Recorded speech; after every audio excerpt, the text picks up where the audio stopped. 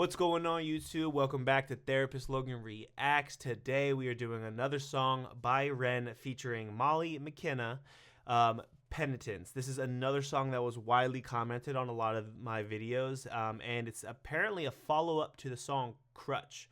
It kind of explains what happened like after the crutch left. I'm assuming the individual that was in the video, or the embodiment, the metaphorical aspect of that other individual.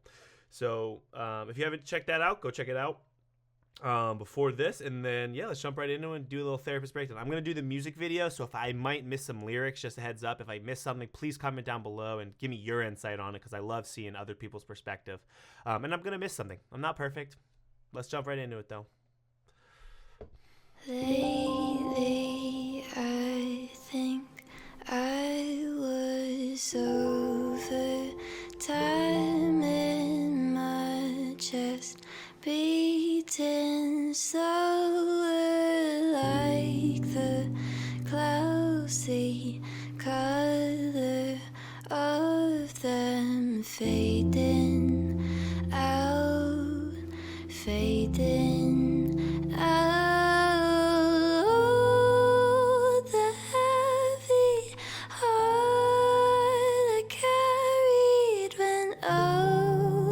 Love this videography being done, the editing, everything. Like, I think it's really interesting, just like very artistic. I don't really see like any metaphorical aspects, but just it's very leaning into like the artistic aspect of it.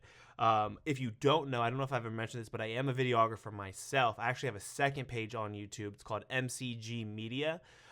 This is kind of more my videography, more stuff. So if you're interested in some of that too, hop over to that channel, give that a subscription, and go check out some of the order. That's more like my day-to-day kind of life, not my therapist side. So yeah, go check that out too. It's some of my travel stuff and here and there. But if you just like it, if not, let's kind of get back into it. I've never talked about that too, but I really like this art style. Love the black and white. Over your head and over mine.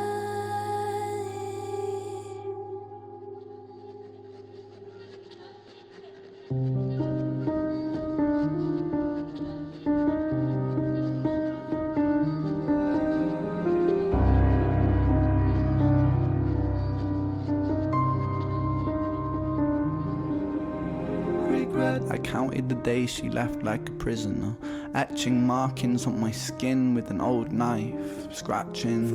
You see, Alright, so just jumping up. I'm counting the days like a prisoner, like since she left. This again, longing for someone. It's almost like this regret that's kind of like here. And then again, he talks about the self-harming. Like, we do see a lot of that kind of occur when it comes to like romantically involved individuals, and it's someone that has placed so much love and like caring, and like, oh, again, has that dependence, and once they leave, it's again, you see an uptick in that self-harm. A lot of the time it can be depressive based, more focused on like suicidality, but it could also be kind of a component of wanting kind of control. So as a therapist, it's really important to kind of distinct that. I can't really tell in this instance, and I don't feel comfortable as a therapist making a judgment on that right now, like in a therapist base. I think kind of just, it seems more sadness, just moody with the visuals, but again, I'm not making it. Wanted the physical to match the psychological, and yet no matter how hard I dug. Wow, big statement. I want the physical to match the psychological. So this is a theme and kind of a theory that I've been like talking with some of my colleagues about when it comes to self-harming, and when individuals don't know why they're self-harming. I think there could be a connection about wanting to match how we kind of feel on the inside, the psychological with the physical. It's like, and again, it kind of like runs hand in hand, because again, how we feel is technically physical, but if it's the psychological base, if we're feeling emotionally distressed or in an emotionally depressive state, I think sometimes individuals will self-harm to reflect outwardly how they're feeling inside. It gives them that sense of control and feel like, okay, I'm reflecting, and I'm now the identity that I feel on the inside. I can recognize my outwardly appearance. And I think that's really interesting, and I love how he said that. I want the physical to match the psychological. I want to run that back a few. I want to hear that one more time. Knife, scratching. You see, I wanted the physical to match the psychological, and yet no matter how hard I dug, I still could not match that pain. I longed for reasons, I sung with demons, I sat in a dark, dusty room, barely moving, breathing. I chewed through my own umbilical cord attached to her navel. I wanted to be separate.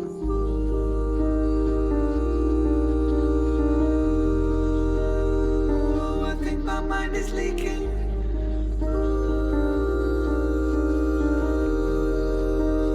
Solitude is so depleting. I did it to myself. I know that you are faithful. I did it for my health. How come I'm still unstable and falling far from hell? The suicidal angel who's lost my wings and fell, falling so ungraceful, vanished into hell. I wish that I could stop crying. They say that the body is 70% water. I feel like I must have reduced mine by a considerable fraction. Newton's third theory states that for every action there must be an equal and opposite counter-reaction. And so I retrace my steps and try to find reasons in the arms of my demons, cause I can't find healing if I can't find meaning in conundrum. Leaning on my dom-nom, feelings how the news high, beaming when I hung from ceilings when I run from demons that are living in my head and escape fate and disapparate, evaporate, evacuate and inactivate fate. But it cut the brakes, now I'm driving my universe into a lake in the weight of the world, don't wait. We make mistakes when it's all a state. For goodness sake, a double take, but I don't want to eat that cake. Weight of the world, don't wait. We make the mistakes when it's all at stake. I think that's a beautiful line, just in the sense of like how catastrophic some of these decisions that we make and just experiences that we go through, how much like can feel it, and like how when we do make mistakes, it's kind of like it makes you feel like all or nothing. Like I've drastically made the worst. Like I didn't just like act like do something wrong like a little bit. I made like every wrong decision. And again, getting in that frame of mind can be really difficult for clients. And again, just any individual going through that, like that's really painful and a very amazing form of self-awareness to recognize that, like, just the pain that he's feeling, like what, like being able to kind of like articulate it in such a creative way, it just again shows how good Ren is when it comes to like artistically providing metaphors that like again fully encapsulate these ideas and perspectives of his life. And that's phenomenal for therapists.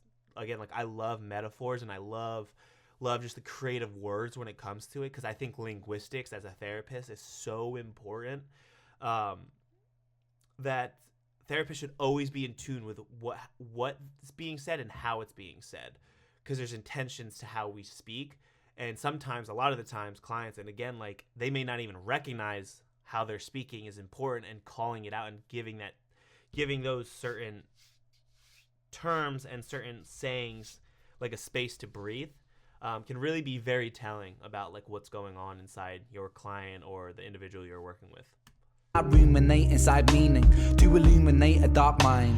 I communicate without speaking, and I've seen so much I went blind. Why I live in a lie with the lion inside, living a lie with the lion inside. And my mind is hungry for my sanity, I live in a lie with the lion inside, living a lie with the lion inside. And my mind is hungry and I don't know why.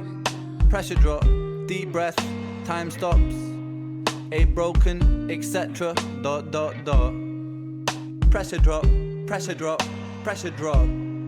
I feel it consuming. I can't stop. ... The lines join the dots and I'm tying knots. Then divide and multiply. Square the root of pi. Beat the puzzle. I try to keep my mind focused on the line. Hopscotch and pop rocks. I take shots of teardrops. When I drop a pill pop, I find peace and time stops.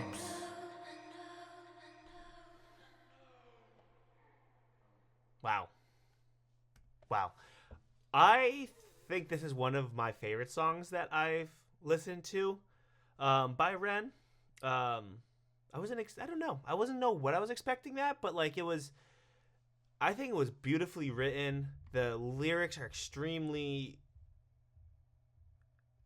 important, and I think just again, just like to me in my own life, like I can recognize, like again, as a therapist, like I'm not, but I'm not a therapist right now. I'm not in the therapist. I'm giving a therapist breakdown, so it's just this song was really meaningful to me in many ways. I'm not gonna share that just because it's too personal, and I don't feel comfortable putting that kind of out online quite yet.